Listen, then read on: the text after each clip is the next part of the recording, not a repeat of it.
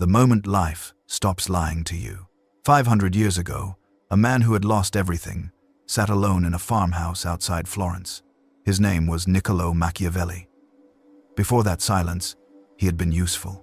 He had advised powerful men, negotiated with dangerous rulers, and walked inside rooms where the fate of cities was decided. Then, power changed hands. His name became inconvenient. He was accused, arrested, tortured, and removed from the life he thought he understood. That is how life often begins its real explanation. Not through success, through removal. The world takes away the position, the person, the certainty, the story you used to survive. And when the noise disappears, you are forced to see what was always there beneath it. Machiavelli did not learn life from comfort. He learned it when comfort no longer protected him. During the day, he lived like a forgotten man. He argued over small money. He dealt with ordinary problems. He moved through a life that looked much smaller than the one he had lost. But at night, he entered his study, changed his clothes, and sat with the dead minds of history. That image matters. A man covered in dust, still dressing as if his mind had not been defeated. This is the first lesson.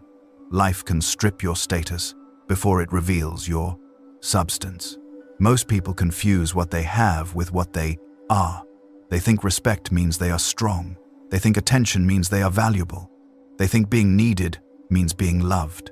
Then life changes the conditions, and suddenly the same people who praised them no longer look in their direction. That moment feels like betrayal, but often it is exposure. Machiavelli saw that life does not reward goodness first. It rewards accuracy. Not the person with the purest intentions. Not the person who explains the most. Not the person who suffers quietly and hopes the world will notice. Life rewards the one who sees clearly. That is why most people suffer twice. First, from what happens. Second, from the illusion they use to explain what happened. They say, "I did not deserve this." Maybe they are right, but life is not built around what you deserve. It is built around forces, pressure, fear, advantage, timing, human nature, perception, self-interest, chance. And if you do not understand those forces, you become emotional material for people who do. This is where the title begins. Life Explained by Machiavelli is not a motivational speech. It is not a promise that everything will become fair. It is a colder kind of mercy. It removes the fantasy, so you can finally stop losing to what you refuse to see.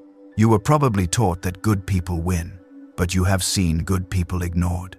You were probably taught that loyalty is sacred, but you have seen loyalty disappear when convenience disappeared. You were probably taught that truth rises naturally, but you have seen lies move faster because they were useful to the right people. This does not mean you should become bitter. Bitterness is still attachment to fairness. Machiavelli would ask for something sharper, clarity. Because once you become clear, you stop begging reality to match your childhood story. You stop calling every betrayal surprising. You stop treating every disappointment like a mystery. You begin to ask better questions. What did this person protect? What did this situation reveal?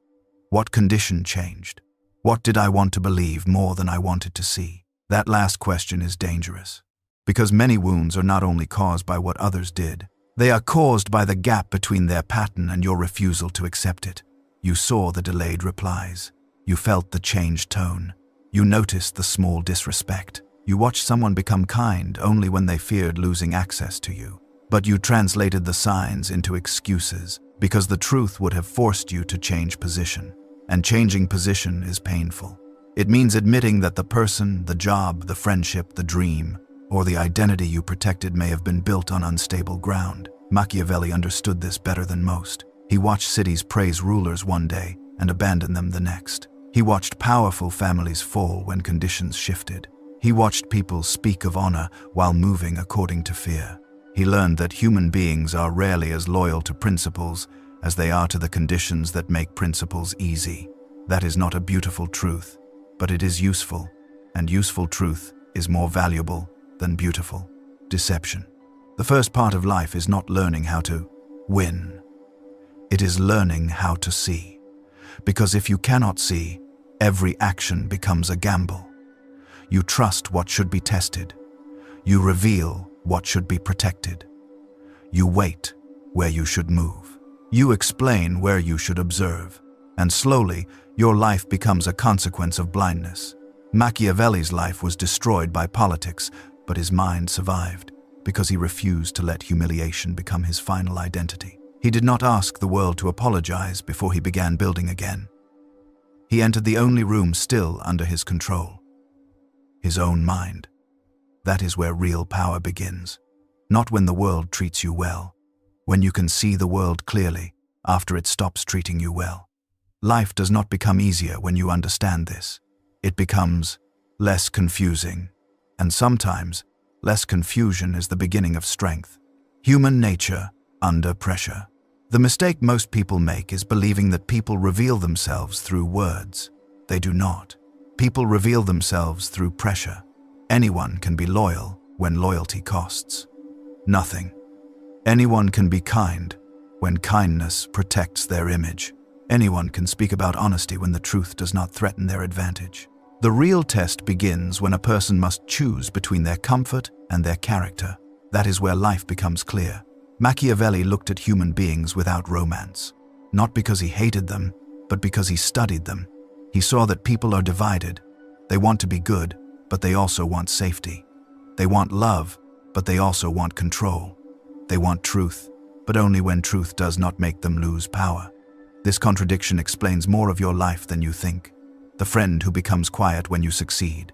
The partner who loves your softness, but resents your boundaries. The person who praises your honesty until your honesty exposes them. The family member who calls your growth selfish because the old version of you was easier to use. These are not random events. They are human nature under pressure. Most people do not simply act from who they claim to be. They act from what the situation allows them to be. Give someone power, and you may see what politeness was hiding. Remove their benefit, and you may see what their affection depended on.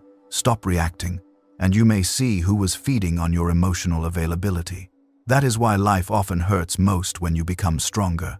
Not because strength is wrong, because your strength disrupts arrangements that depended on your weakness. Some people do not miss you when you change. They miss the function you performed, the listener, the forgiver, the one who waited, the one who carried the tension, the one who made their disorder feel normal. When you stop playing that role, they call it distance. Sometimes they call it arrogance. Sometimes they say, you changed, and maybe you did. But what they really mean is, you are no longer easy to predict. This is where Machiavelli's view becomes painfully practical. Every relationship has a structure.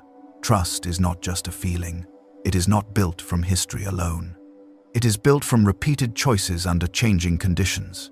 Time does not prove loyalty. Testing does. A person can stand beside you for years and still leave when your existence no longer serves their need.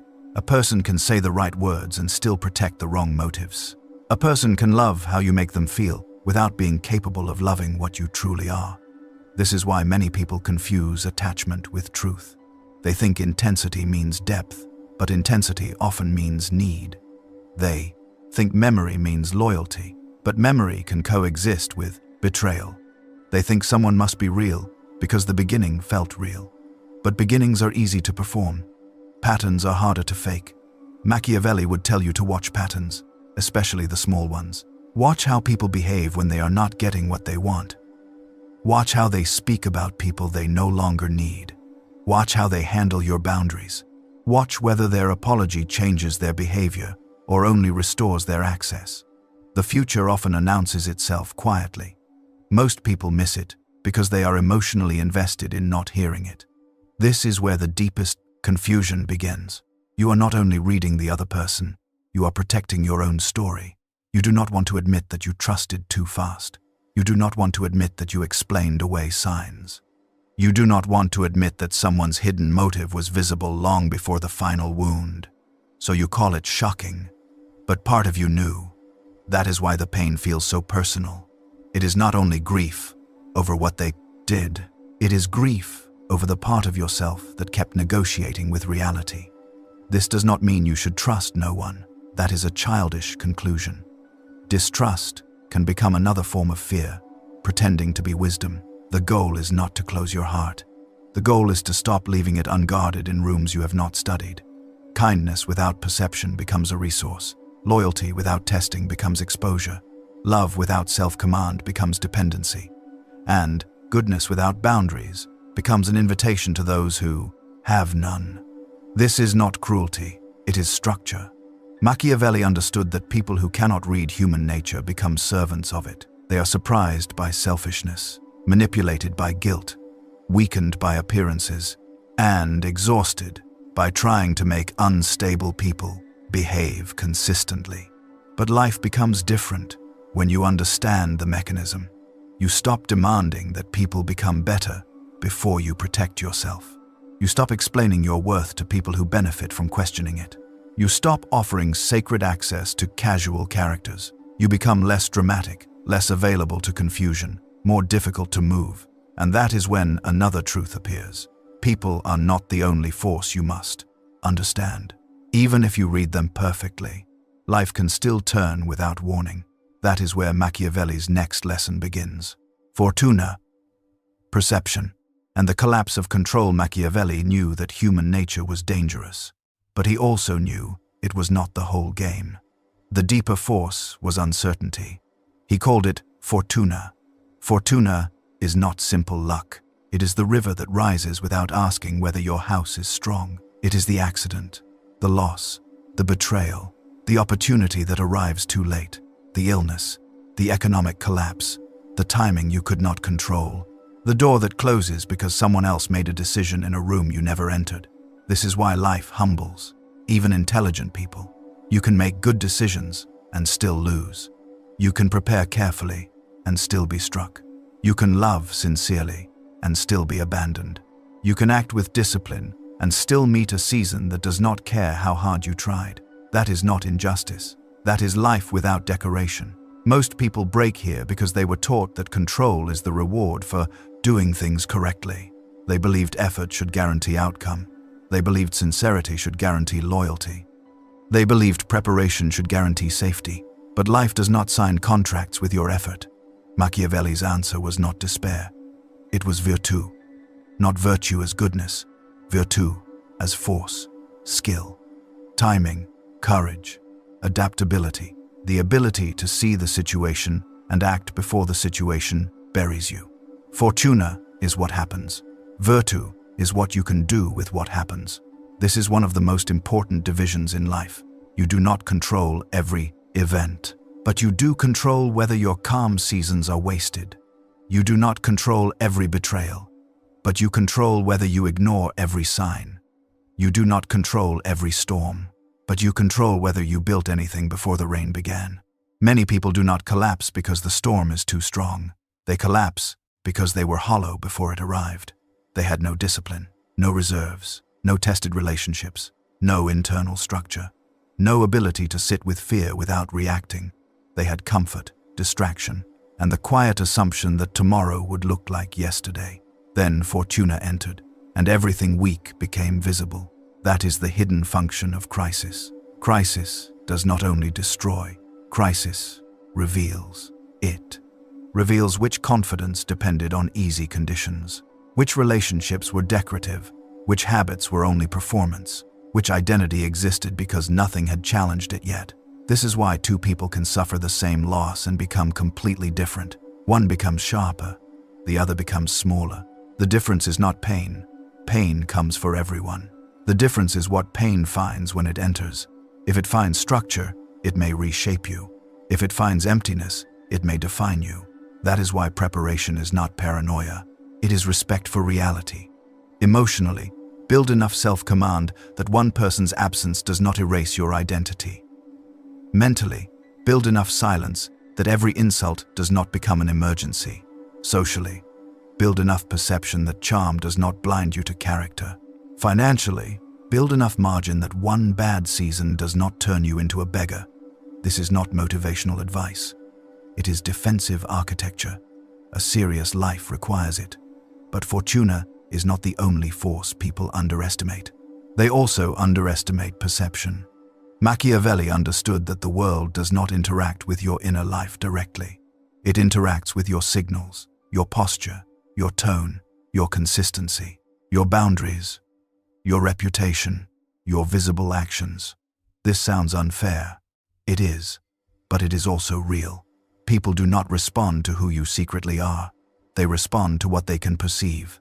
A weak signal invites certain treatment. A strong signal prevents certain tests. A confused signal gives others room to define you before you define yourself. That is why the phrase, "I do not care what anyone thinks," is often immature. You should not be enslaved by perception, but you cannot. Pretend it has no power. The better path is not performance. Performance is fragile. Fake confidence collapses when questioned. Fake mystery becomes emptiness when examined. Fake power becomes obvious when pressure asks for substance. The better path is alignment. Make the mask and the face move closer together. Let your image reflect what you are actually building. Let your silence come from control, not fear. Let your boundaries come from clarity, not wounded pride. Let your confidence come from proof, not theater. Because if there is a gap between what you project and what you are, life will eventually press on that gap, and exposure will do the rest. This is where many people lose power. They want to be seen as strong more than they want to become strong. They want to be understood more than they want to become undeniable. They explain, defend, justify, and reveal, hoping the right people will finally see them correctly. But some people do not misunderstand you by accident. They misunderstand you because the false version gives them control. If they call your boundary cruelty, they can pressure you to remove it. If they call your silence arrogance, they can pull you into explanation. If they call your growth selfishness, they can make your evolution feel like betrayal. So stop trying to be understood by people who need you confused. Become consistent enough that explanation becomes unnecessary. That is not coldness. That is power without performance. And once you understand fortuna and perception together, life becomes clearer. You prepare for what you cannot control. You manage what you signal. You act where action matters. You stop waiting for the world to treat your hidden self as if it can see it. Life sees what you build, and it tests what you leave weak. The cycle, the payoff, and the final explanation. Every life contains a cycle. Struggle creates strength. Strength creates stability. Stability creates comfort. Comfort creates softness. Softness invites collapse. Machiavelli saw this in republics, rulers, cities, and empires. But the same cycle happens inside one person. You fight for something. You build discipline because necessity leaves you no choice. You become sharper through pressure. Then, once life becomes slightly easier, you begin to relax in ways that slowly undo the person who survived. You stop studying. You stop observing. You stop training your perception. You stop doing the difficult thing because nothing is forcing you today. You call it peace, but sometimes it is decay, wearing a gentle name. This is one of life's cruelest truths. The reward can become the beginning of the fall. Comfort is not evil. Rest matters. Safety matters. Peace matters. But comfort becomes dangerous when it convinces you that pressure will never return. Pressure always returns. Different face, different season, same function. It asks whether your strength was real or only produced by emergency. This is why some people are powerful in crisis, but weak in peace. Crisis gives them a clear enemy. Peace gives them space to drift, and drift is more dangerous than failure because failure wakes you up. Drift lets you sleep while your life loses shape. No one destroys his life all at once. He negotiates with weakness until weakness becomes identity. One postponed decision, one ignored pattern, one fake relationship, one emotional escape, one compromise too small to fear. Then years pass, and the person wonders when life became so heavy. It became heavy while he was choosing comfort over truth. Machiavelli would say, necessity is the great sculptor. It burns away false options. It reveals what you actually value. It shows whether your self-image can survive contact with demand. That discovery is often humiliating, but it can save you. Because once you see the gap between who you imagined yourself to be and who appears under pressure, You can begin to build honestly. Most people avoid that gap. They protect their image more than their future. They prefer to feel strong, untested, than to be tested and discover weakness. So they surround themselves with soft lies, soft people, soft routines, and soft excuses. Then they call discomfort negative. But the thing you are avoiding may be the thing keeping you alive. The difficult conversation, the lonely discipline, the honest self-assessment, the boundary that costs approval, the silence that forces you to stop performing, the work that exposes incompetence before it builds mastery. Not all pain is damage. Some pain is correction. This brings us to the final explanation. Life, through Machiavelli's eyes, is not a story where goodness guarantees reward. It is not a classroom where everyone is graded fairly. It is not a stage where your hidden depth is automatically recognized. It is not a parent waiting to comfort you because you meant well. Life is a system of forces. Human nature reveals itself through pressure. Fortuna exposes weak structures. Perception shapes how people treat. Comfort can become decay. Action matters more than intention. And clarity is more useful than hope when hope becomes an excuse to remain blind. That sounds cold only to people still asking reality to be softer than it is. But this view does not ask you to become cruel. Cruelty is often fear wearing armor. It does not ask you to manipulate everyone. Manipulation is usually the strategy of people who do not believe they can build real power. It does not ask you to abandon love, morality, or trust. It asks you to stop separating them from reality. Love without perception becomes dependence. Trust without testing becomes exposure. Morality without strength becomes decoration. Hope without action becomes sedation.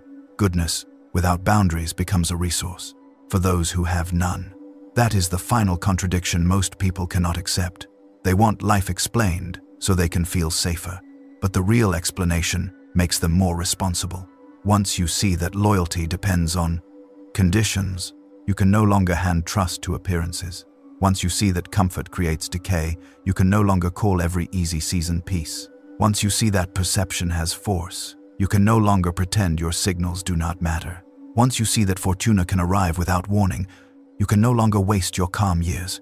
Clarity does not remove the burden, it removes the excuse. That is why many people secretly prefer illusion. Illusion allows them to remain innocent in their own story. They can say they did not know, they did not see the pattern, they believed the best. They were just too good for the world. Sometimes that is true, but sometimes I believed the best means I ignored what was visible because the truth would have required me to move. That sentence is hard to forgive, which is why it matters. Machiavelli's life gives the final image. A man stripped of title, power, and recognition still entered his study every night as if the world had not been given the final word.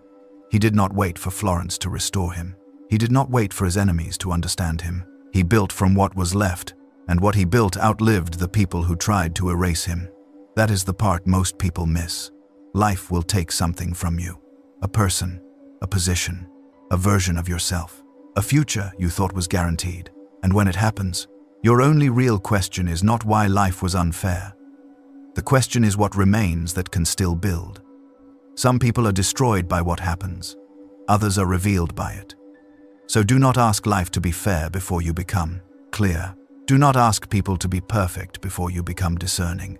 Do not ask uncertainty to disappear before you become prepared. Do not wait for the world to explain itself kindly. It has been explaining itself all along.